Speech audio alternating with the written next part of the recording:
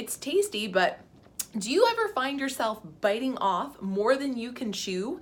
Either quite literally like this, where I'm like dripping apple juice down my mouth, or maybe with regards to your food and fitness goals. You try to take this enormous bite out of it and then, it just doesn't work out quite the way that you planned in the long run. Hello and welcome. I'm Kimber Domke, mindful food and fitness coach. And recently we talked about acknowledging where you're starting from.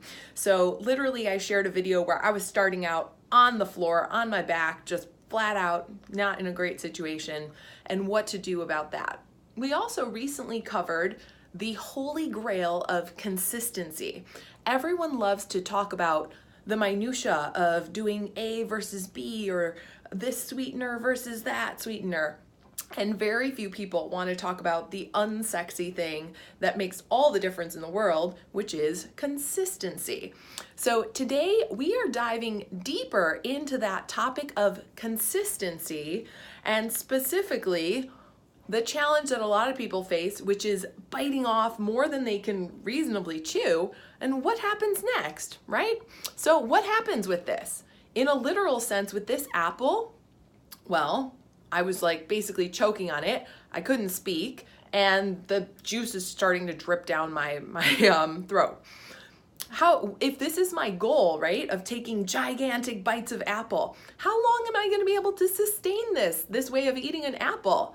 Not very long at all. Pretty soon, especially if I have to do it in public, I'm going to give up, right? And this habit, this goal, this action task that I set for myself isn't going to work out, especially in the long run.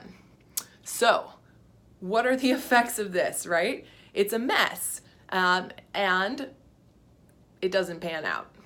Now, take it down to a more realistic example. Say your goal, you get really excited, is to start a fitness routine, and you want to hit the gym for an hour, and you want to get it every day. That is not going to be so easy to achieve.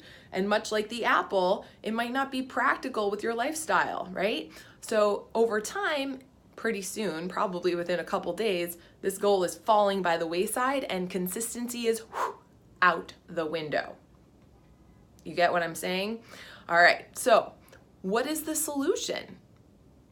With this apple, if I continue this crazy way of eating the apple, I'm gonna have jaw pain, I'm gonna be totally embarrassed, and I'm not gonna manage to sustain it for any duration of time. With your behavior goal, likewise, you're likely to give up and miss out on that consistency. So, what are some solutions? Let's tackle it. With this one, it's pretty obvious. I could take smaller bites. Hey, that works. And it's a little more socially acceptable, and I'll still finish the apple, and I'll probably be inclined to eat more apples in the future, as opposed to choking on the whole freaking apple at once. Now, what else could I do? I could get creative with my solutions and bring over a knife, right? So take it and cut the apple. I really enjoy cutting apples. Also effective, different strategy, right? So there's certainly more than one way to attack your long-term goals. Attack them with gusto. All right. But choosing a task and then breaking it down into its smallest, tiniest behavior goal is really the way to build consistency. And guess what else happens? You get the dopamine hit of your success. So every time, I set my goal. I'm going to use this knife on the apple. I'm going to take tiny bites. I'm going to enjoy it and savor it. Ooh, there's so many benefits to breaking the goal down. Then I actually get a dopamine hit for my brain, and I get the positive reinforcement. Whereas if I tried to stick with that goal of choke on the apple, take the biggest bite possible, finish the apple in, record time, 3 seconds, no, I'm not going to succeed at it, and I'm going to miss out on that dopamine hit. And over time, I'm not inclined to continue, and I haven't created the mental reinforcement that I need to make this goal stick, to make this habit happen, and to build the consistency that you so badly need to get results. All right, so if you're prone to taking overly ambitious bites in life or getting crazy with your goals. I support that in the long run, but when it comes to breaking it down to take action, you've really got to make the tiniest task possible your focus instead of the big picture goal, right? Big picture goal is great to start, but when it comes to taking action, your best friend is to get down to the nitty-gritty, teeny tiny piece. Think of creative solutions like tools that might help you with your goal, and build the consistency this way. Build the consistency so you get that dopamine hit, so you get the experience, and you're training yourself to take action, right? If you love to surf on big motivation goals and that wave, that's great. But when it gets to the tougher times, you need to break it down and make progress that way.